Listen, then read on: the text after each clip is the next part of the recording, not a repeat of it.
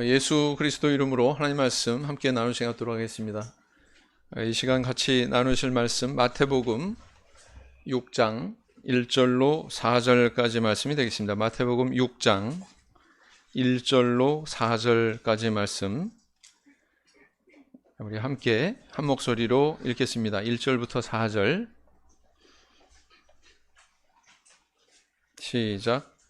사람에게 보이려고 그들 앞에서 너희 의를 행치 않도록 주의하라.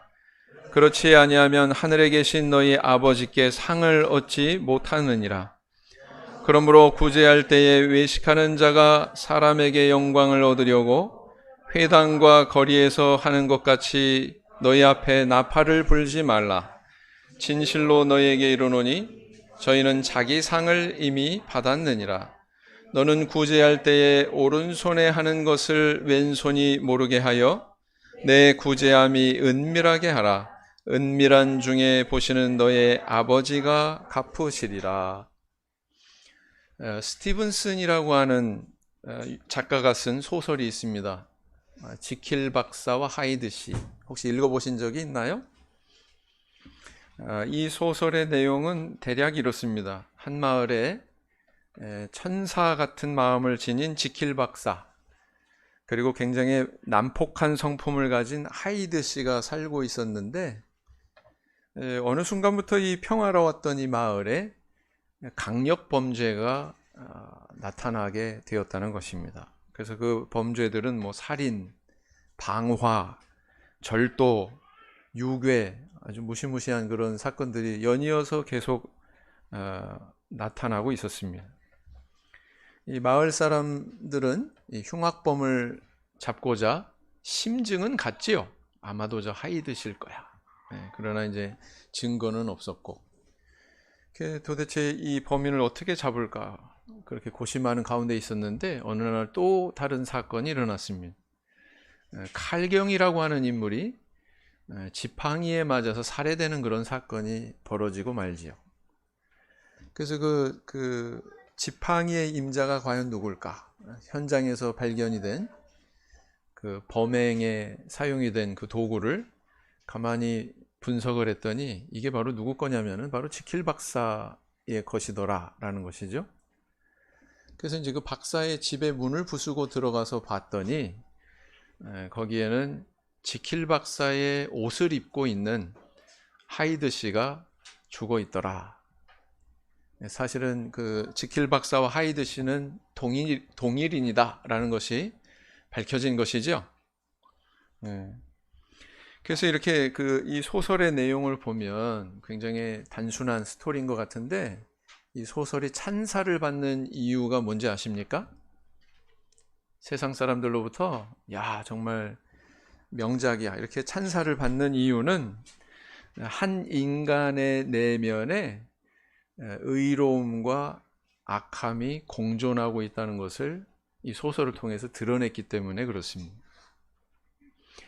우리가 접하는 뭐 소설이 됐건 영화가 됐건 드라마가 됐건 이런 데서 주인공을 보면은 한없이 착하고 의로워요.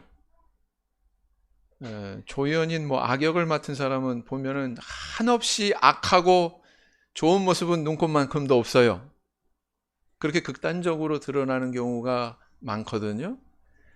그러다 보니까 우리는 사람들을 극단적으로 보는 경우가 있는데, 사실은 아무리 의로운 사람일지라도 그 안에 어느 정도 악한 요소가 있고, 아무리 악한 사람일지라도 그 안에 사람의 동정을 살 수 있는 의로운 모습, 좋은 모습이 있다는 겁니다. 그렇죠? 그래서 그것이 바로 인간 본연의 모습이 실상이라면 나 자신도 그럴 수 있다는 거 받아들여야 되고요. 세상 사람들이 모두 다 그럴 수 있다는 것을 우리는 받아들여야 된다는 것입니다. 불신자도 그래요. 또 하나님을 믿는 성도도 그래요. 의로운 모습도 있고 불의한 모습도 있습니다. 그러나 차이점이 있다면 세상 사람들은 그런 자신의 불의한 모습을 가리고 위선적인 삶을 삽니다. 그래서 세상 사람들로 찬사와 칭찬을 받으면서 자기의 그런 그 부족한 모습을 덮어버려요. 잊어버려요. 그러면서 자기 최면에 빠지는 거죠. 난 그래도 어느 정도 근사한 사람이야. 괜찮은 사람이야.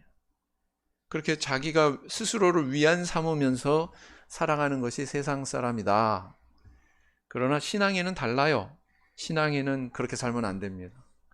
인간의 그런 연약함, 그런 본연의 모습을 스스로 인정하기 때문에 하나님 앞에 그것을 낱낱이 내려놓고 자기 자신을 정확하게 발견하고 날마다 그것을 회개하고 뉘우치고 자기 모습을 변화시키면서 하나님 닮은 형상으로 그렇게 날로 날로 새롭게 되는 그런 인생을 살아가는 것이 바로 성도가 가야 되는 길이다. 또 그런 역사가 우리 속에서 일어나고 있다라는 것입니다. 그래서 우리는 내가 죄인으로 드러나는 것을 두려워할 필요가 없습니다. 우리가 언제 죄인 아닐 때가 있었나요?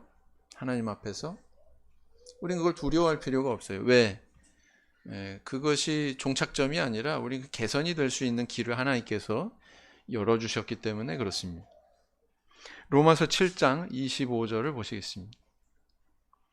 로마서 7장 25절 8장 2절까지의 말씀을 같이 읽겠습니다. 로마서 7장 25절에서 8장 2절까지 말씀 같이 읽겠습니다. 시작. 우리 주 예수 그리스도로 말미암아 하나님께 감사하리로다. 그런즉 내 자신이 마음으로는 하나님의 법을 육신으로는 죄의 법을 섬기노라. 그러므로 이제 그리스도 예수 안에 있는 자에게는 결코 정죄함이 없나니 이는 그리스도 예수 안에 있는 생명의 성령의 법이 죄와 사망의 법에서 너를 해방하였음이라. 이 바울 사도가 기록한 이 경고원이 바로 로마서지 않습니까? 그 가운데 이렇게 기록하고 있단 말이에요. 바울 사도는 죄성이 드러나는 것을 결코 두려워할 필요가 없다고 그렇게 이야기하고 있습니다. 왜냐하면 우리는 이미 생명의 성령의 법이 죄와 사망의 법에서 해방하는 길을 하나님으로부터 은혜로 받았기 때문에 우리는 오늘날 살아가면서 모순과 위선으로 가득 찬 자기의 모습을 성찰하면서 그렇게 변화하는 삶을 살고 있습니까?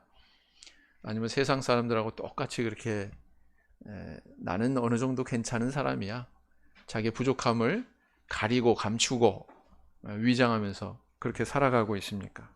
오늘은 이 산상보훈의 바른 구제에 대한 이 교훈을 통해서 하나님께서 원하시는 참 경건의 모습이 어떤 것인지 함께 생각하고 은혜를 나눠보고자 합니다. 자, 이 6장에 이 기록한 내용은 5장부터 7장까지 전개가 되는 산상보훈의 일부의 내용이죠. 5장까지의 내용은 어떤 내용입니까?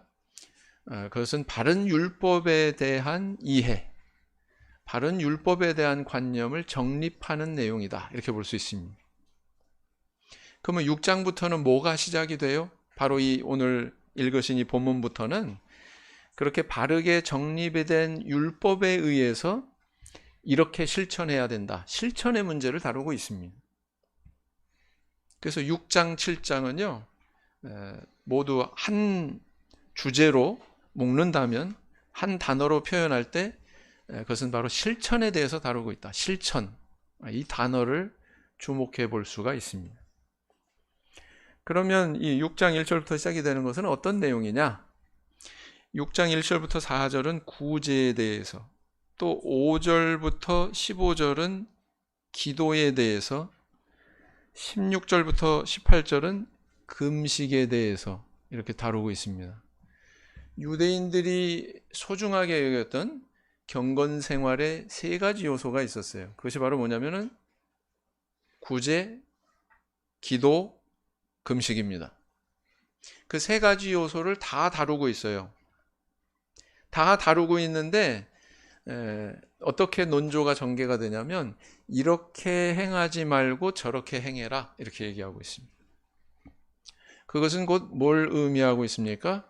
예수님 시대에 예수님이 산상보훈의 교훈을 주셨던 그 시대에 유대교 그 사회 속에서 유대교라고 하는 종교가 지배하고 있는 그 사회 속에서 신앙의 모습이, 경건 생활의 모습이 왜곡됐다, 안 됐다? 왜곡됐다는 것을 의미하는 겁니다. 그래서 그 왜곡된 신앙생활의 모습을 예수님께서 하나하나 교정하고 계신 거예요. 또 실천의 모습에서 이건 이래야 돼, 저러면 안 돼. 그래서 바로 그 중에 하나가 오늘 기록하고 있는 구제다라는 것입니다. 그러면 당시 유대인들뿐만 아니라 오늘날 우리 하나님 앞에 신앙생활하고 있는 우리에게 주시는 주님의 이 구제에 대한 참다운 교훈의 말씀은 어떤 것을 우리에게 가르쳐주고 있을까요? 첫째는 뭐냐면 이렇게 구제의 실천은 사람의 영광을 구하지 않아야 된다. 이것을 먼저 전달하고 있습니다. 2절 말씀 보시면 그러므로 구제할 때 외식하는 자가 사람에게 영광을 얻으려고 회당과 거리에서 하는 것 같이 너희 앞에 나팔을 불지 말라 그랬어요. 구제 행위, 정의가 뭡니까? 구제 행위. 내가 가지고 있는 물질, 아니면 내가 가지고 어떤 그 노동력, 이것으로 남한테 건네주는 거죠. 봉사하는 거죠. 여러분, 물질은 생명과 같은 것입니다. 물질은 더러운 게 아닙니다. 왜 생명과 같습니까? 내가 물질을 축적하거나 이걸 얻기 위해서는 반드시 어떤 땀 흘리는 노력이 들어가야 되고요. 그 노력을 하는 동안에 시간이 소모됩니다. 시간은 내 전체 인생 중에서 일부의 조각이지만 그래도 소중한 내 생명의 일부예요. 시간이라는 것은. 맞죠? 그래서 내가 다른 사람에게 시간을 내어주는 거나 내가 다른 사람에게 물질을 주는 거나 사실은 동일한 의미가 있는 거예요. 다시 말하면 내 생명을 주는 겁니다. 내가 열심히 일해서 하나님 앞에 그 물질 봉헌하는 거, 하나님 앞에 뭘 드리는 거예요? 단순히 물질 드리는 게 아니에요. 뭘 드리는 거예요? 내 생명을 드리는 거예요. 그렇다면 내가 다른 사람에게 순수한 마음으로 어떤 물질을 건네는 건 내가 저 사람한테 뭘 주는 거예요? 여태까지 얘기했잖아요. 뭘 주는 거예요? 생명을 주는 거예요. 그래서 이 구제라고 하는 것은 대단히 고귀한 일이고 선한 일입니다. 그런데 그런 고귀한 행동이 외식함으로 변질될 수 있다. 이걸 지금 얘기하고 있는 거죠. 외식이라고 하는 단어는 가면을 쓴 배우, 이런 뜻을 담고 있습니다. 마치 배우가 자기는 왕도 아니면서 왕의 그런 의관을 딱 갖추고서 사람들로부터 찬사를 받고 또 존경의 말을 듣고 하는 그런 상황처럼 자기의 본질적인 모습보다 과장되게 그렇게 평가받는 거. 그게 위선이죠. 그래서 그 영광을 얻는다는 것은 그런 의미가 있다. 사람의 영광을 얻는다는 것은 그런 의미가 있다. 근데 여러분들 오해하지 마시기 바랍니다. 사람으로부터 칭찬받는 것은 좋지 않은 일이다, 이런 의미가 아닙니다. 칭찬받을 수 있어요, 없어요? 또 다른 사람 칭찬할 수 있습니까, 없습니까? 칭찬하는 일이 잘못된 겁니까? 그건 아닙니다. 어떤 분은, 어떤 신앙인은 막 그분을 칭찬하잖아요. 굉장히 불쾌해요. 굉장히 화를 내요. 왜 날 칭찬하냐고. 저는 그분이 굉장히 결벽증적인 그런 이 위선에 대한 잘못된 개념을 가지고 계시구나 라는 것을 이해했습니다. 칭찬하거나 칭찬받는 건 나쁜 일 아닙니다. 왜 그럴까요? 바나바, 요셉이라고 하는 그 바나바도 칭찬받는 사람이었어요. 그 다음에 사도행전 6장에 보면은 7집사를 뽑는데 그 조건을 제시하고 있는데 그 조건 중에 하나가 뭐냐면 백성들로부터 뭐 받는 사람? 칭찬받는 사람을 7을 택하라고 그랬습니다. 이걸로 봐서 남을 칭찬하거나 아니면 내가 남한테 칭찬받거나 하는 그 자체가 불경하거나 잘못된 일이다, 아니다? 아니다라는 거예요. 네. 거기에 대한 개념을 우리가 분명히 세워야 된다. 다만 그런 사람들의 칭찬과 영광을 겨냥해서, 그것을 겨냥해서 내가 무엇을 행한다면 그건 문제가 있는 거죠. 이 구분이 되시죠? 두 가지가. 우린 그것에 대해서 명확하게 개념을 잡아야 된다라는 거예요. 야고보서 1장 27절을 보겠습니다. 야고보서 1장 27절.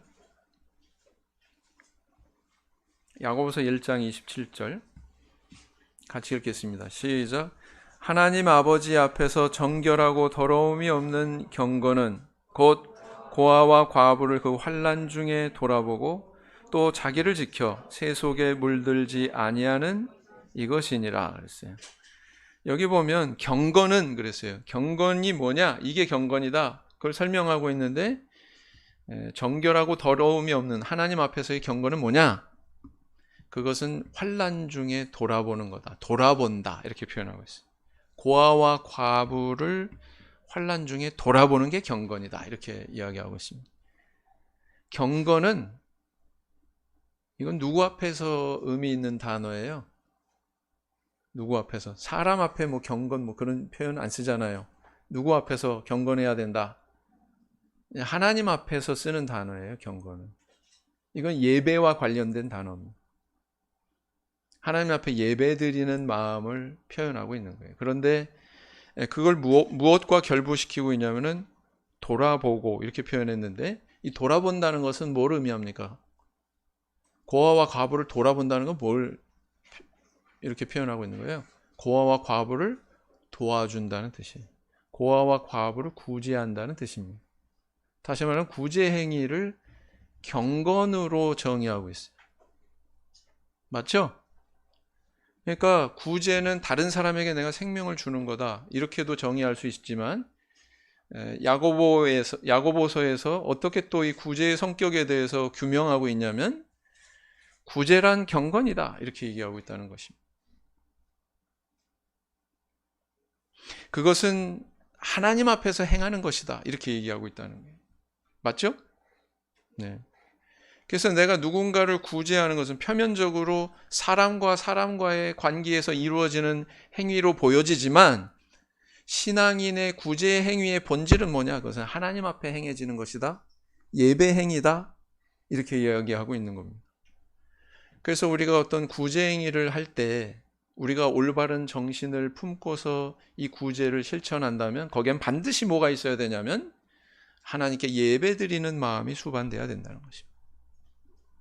내가 마치 하나님께 봉헌하는 것처럼 그 똑같은 마음으로 이 사람을 구제해야 된다. 바로 이것을 의미하고 있는 것입니다. 이 겉으로 드러난 것이 문제가 아니에요. 사실은 이 내적인 우리의 그런 마음의 준비, 태도, 이것이 우리의 행위의 가치를 결정합니다. 겉으로 드러난 게 동일할 수 있어요. 근데 하나님이 보실 때 내적인 것은 전혀 다를 수 있어요. 네. 거기에 대해서 중심을 잡을 수 있는 방법이 뭡니까? 예배의 정신으로 하는, 하나님 앞에 드리는 예배의 정신으로. 사도행전 4장하고 사도행전 5장을 보면 사실은 이게 장 구분으로 단절이 되어 있지만 4장 마지막 부분과 5장 초입 부분은 하나의 주제가 흐르고 있습니다. 왜요? 동일한 행동이 이루어지고 있기 때문에. 어떤 행동이 이루어졌습니까? 바나바가 자기 재산을 팔아 사도들의 발 앞에 두니라 그랬어요. 아나니아 삽비라, 거짓말에서 급사했던 그 부부 아나니아 삽비라, 자기 재산의 일부를 팔아서 사도들의 발 앞에 뒀다고 이렇게 기록하고 있습니다. 맞죠? 겉으로 드러나는 행위는 똑같아요. 어떻게? 재산을 팔아서 사도들의 발 앞에 두었어요. 겉으로 드러난 행위로 볼 때는 구분되는 것이 있습니까? 없어요. 동일해요. 그러나 그 둘의 마음 상태는 전혀 달랐다는 거죠. 아나니아 삽비라 부부가 이렇게 거짓말을 한번 했더니 하나님께서 목숨을 잃게 하시네. 무서워라. 거짓말 한 번 했더니, 본질은 거기에 있는 게 아니에요. 이 사람들이 거짓말 한 번 했기 때문에 죽음을 당한 게 아닙니다, 사실. 그거보다 더 깊은 곳에 의미가 있는 거예요. 이 부분은 아마도 바나바와 같은 교회 안에서의 존경받는 지도자적 위치를 탐했어요, 마음속에. 그래서 똑같이 행동하고 있는 거예요. 그리고 그 행동의 결과는 뭐였냐면은 성령께서 그 거짓을 드러내신 겁니다. 거짓말 한 번 했기 때문에 죽은 게 아니라 사실은 이 사람 마음속에 탐하는 것이 바로 그것이었기 때문에 죽은 거예요. 한번 상상해 보세요. 이런 사람이 초대교회 지도층으로 들어갔다면 어떻게 됐을까요? 교회는 아마 순수성을 잃었을 거예요. 그런 지도자가 됐다면. 하나님께서는 성령의 강한 역사를 통해서 그런 초대교회의 순수성을 지키고 있는 겁니다. 교회의 정기를 지키고 있는 거예요.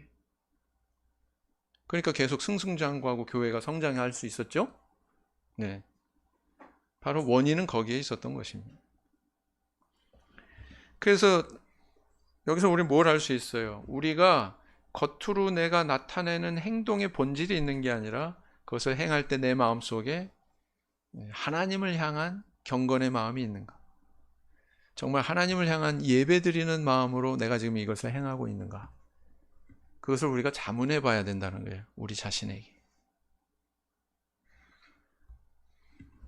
대만에 아주 좋은 전통이 있죠.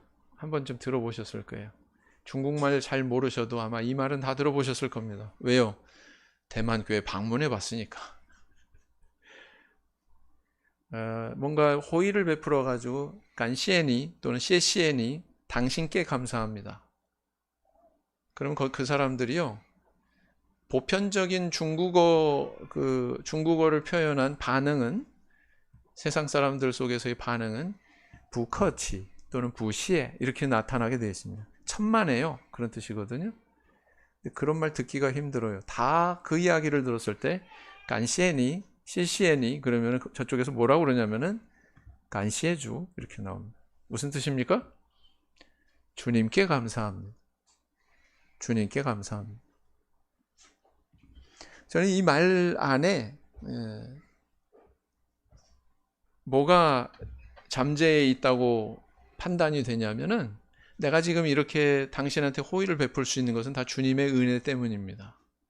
나는 주님을 향한 그런 신앙의 마음으로 당신한테 지금 이것을 행하고 있는 것입니다. 이걸 고백하는 거예요. 맞죠? 참 좋은 전통인 것 같아요, 이게. 그래서 이런 것을 볼 때에 우리는 남을 돕는 구제를 실천하기 전에 먼저 확인해야 될 것, 내 마음속에 하나님을 향한 경건과 그 예배의 정신이 있는가.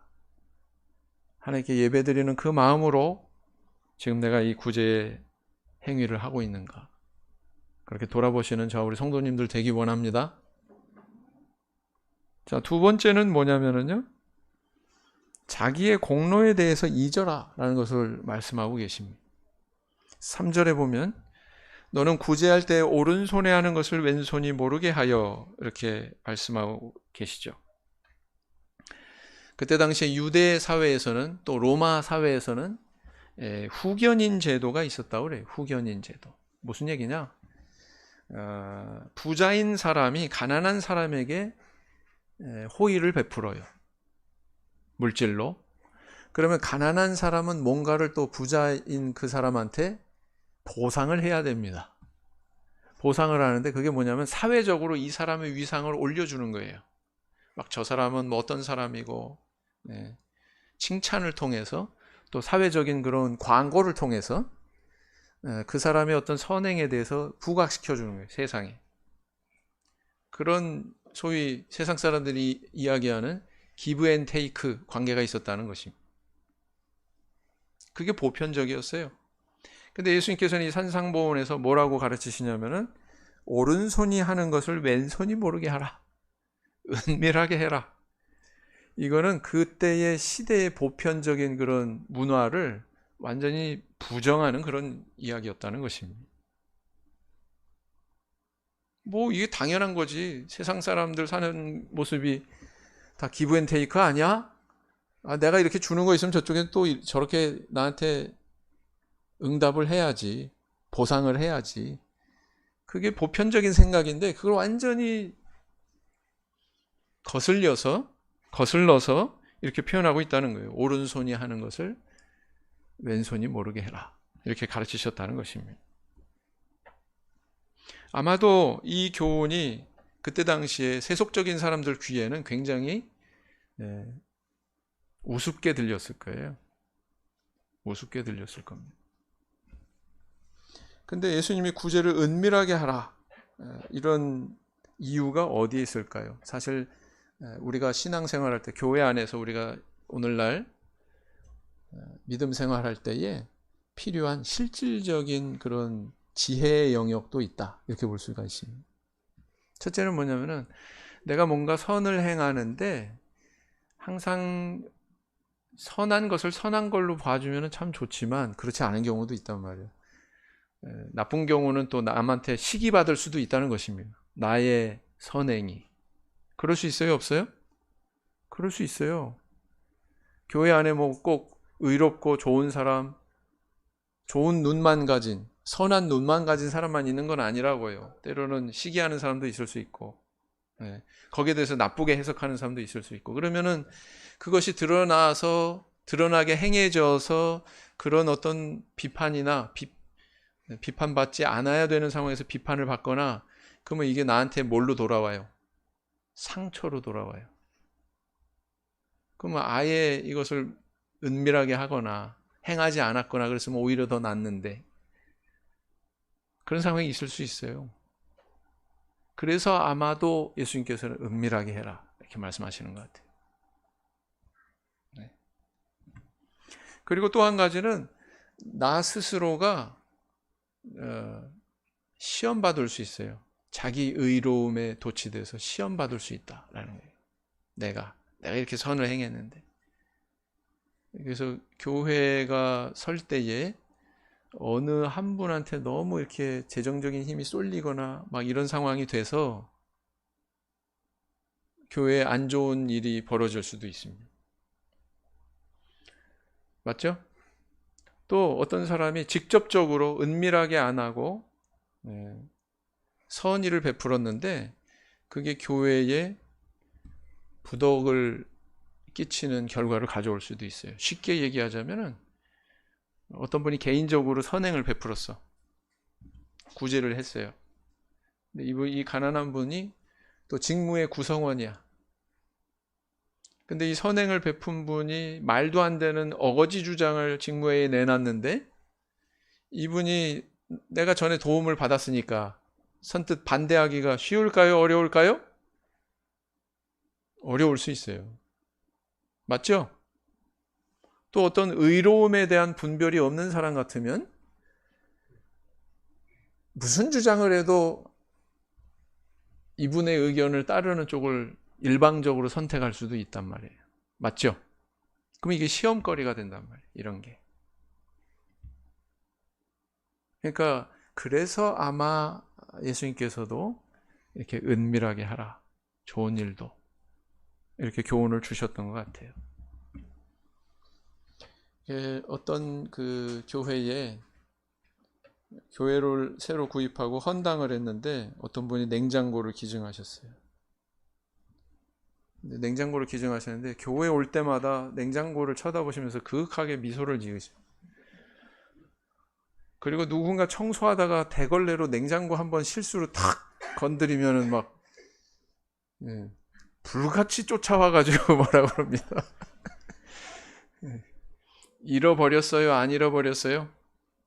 자기 선행에 대해서 잃어버렸어요? 안 잃어버렸어요?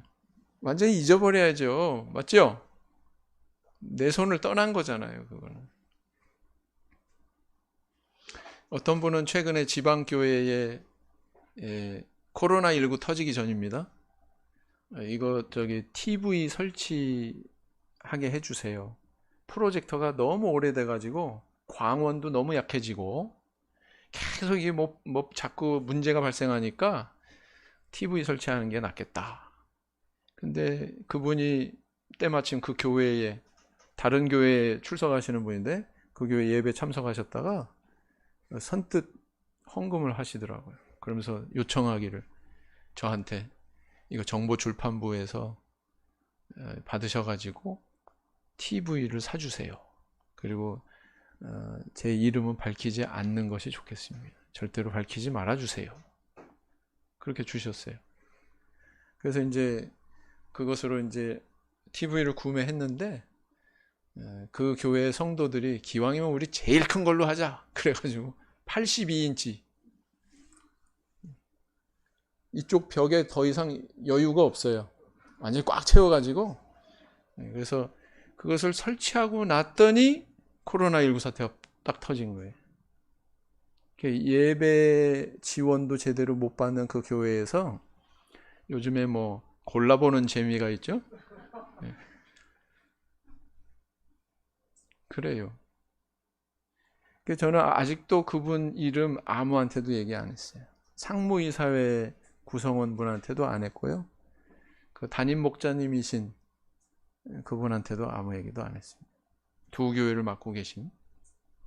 그러니까 여기가 좀 작은 교회다 보니까 자주 그렇게 못 가시죠. 그렇습니다. 이게 얼마나 아름다워요. 네, 자기는 가려지고. 그래서 오른손이 하는 일 왼손이 모르게 하는 구체적인 실천의 방법은 바로 이런 겁니다. 나 개인의 명의로 선행을 할 수도 있지만 교회를 거쳐서 하면은 내가 가려져요. 교회가 드러나고 하나님의 이름이 더 높여집니다. 그래서 사도행전에도 그 기록한 의미가 바로 그겁니다. 사도들의 발 앞에 두니라 이 기록한 내용의 의미가 뭐냐면 교회를 거쳐서 하는 것을 의미하는 거예요. 이게 은밀하게 하는 것입니다. 오른손이 하는 일을 왼손이 모르게 하는 거예요. 자기가 한 걸 잊어버리는 길이기도 합니다. 그래서 우리는 구제할 때에 자신의 그런 의로움의 행위를 잊고 하나님을 높이는 그런 지혜로운 길로 선택하시는 저 우리 성도님들 되길 원합니다. 빌립보서 3장 16절. 빌립보서 3장 16절.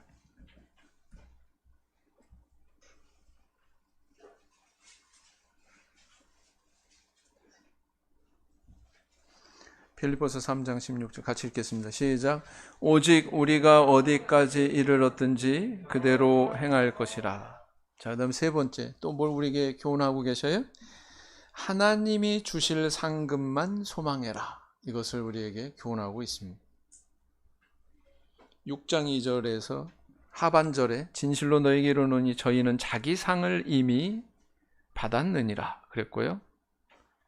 6장 4절에 또 보시면 내 구제함이 은밀하게 하라. 은밀한 중에 보시는 너의 아버지가 갚으시리라. 사람은 사실 자기가 추구하는 것을 얻게 되어 있습니다. 재물 추구하는 사람 재물을 얻게 되는 거고요. 명예 추구하는 사람 결국은 그거 얻게 되는 것이고요. 뭐 어떤 존귀한 신분을 추구하면 또 얻을 수 있습니다. 그러나 그뿐이죠. 그거 이상의 것이 없죠. 사람으로부터 받으려는 것을 받았으니 그걸로 목적 이룬 것이지 하나님으로부터 주어질 더 큰 것에 대한 것은 사실 소망이 없어지는 거죠. 그 사람 마음에서. 이미 떡을 먹고 배부른 사람이 뭐 밥을 찾지 않듯이 그건 자명한 이치다라는 것입니다. 이제 우리한테 교훈해 주시기를 사람으로부터 취해지는 작은 것에 겨냥하지 말고 하나님으로부터 주어지는 큰 것을 소망해라. 이것을 우리에게 교훈해 주고 계시는 것입니다.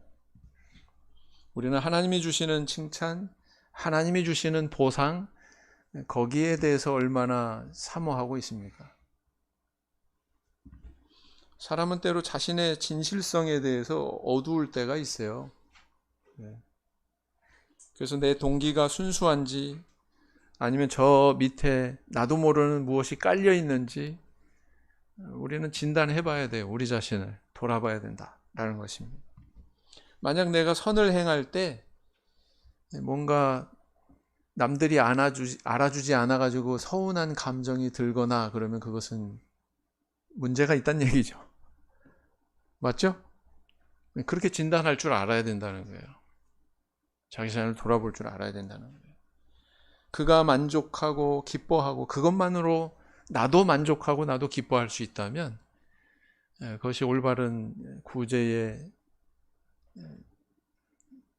정신이 실행이 된 나의 모습 아니겠습니까? 그렇습니다. 누가복음 14절. 누가복음 14장 14절. 누가복음 14장 14절 같이 읽겠습니다. 시작.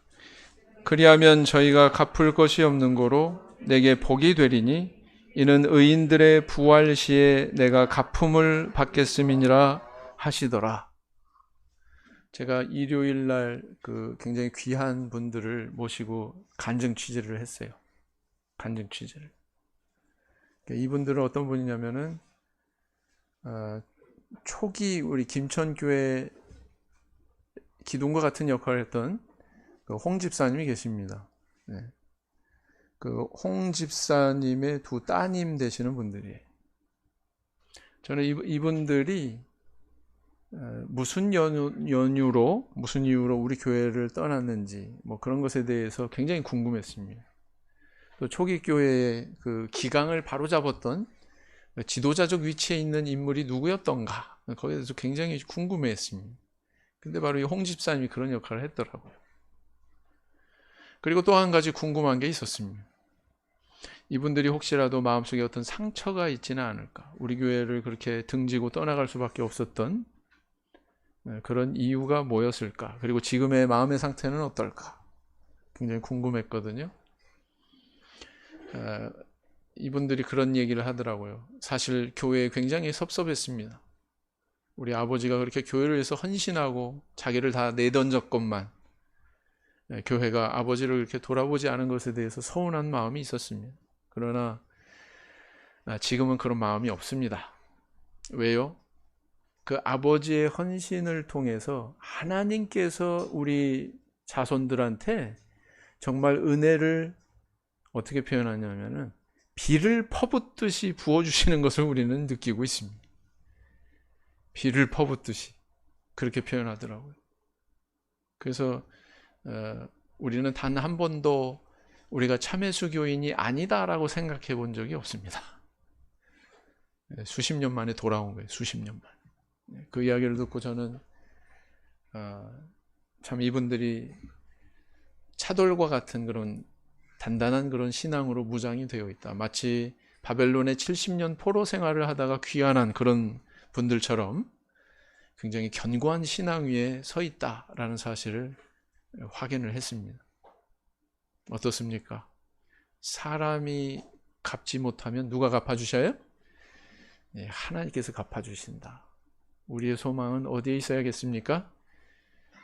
사람의 조막손이 아니라 우리 하나님의 큰 손을 소망하시는 우리 성도님들 되길 원합니다.